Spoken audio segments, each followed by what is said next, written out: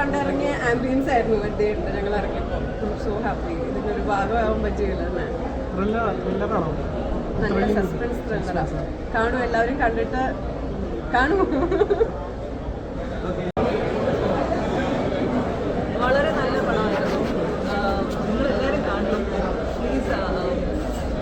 ഫാമിലിയോട് എല്ലാവരും കണ്ടിരിക്കേണ്ട പടമാണ്. എല്ലാവർക്കും ഇഷ്ടമാണ്.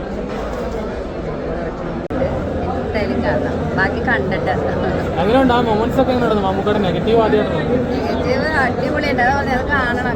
കാണുമ്പോഴൊക്കെ എന്താ പറയുക, മമ്മൂക്കയുടെ ഒരു എന്താ പറയുക നെഗറ്റീവ് പെർഫോമൻസ് അറിയാൻ പറ്റും.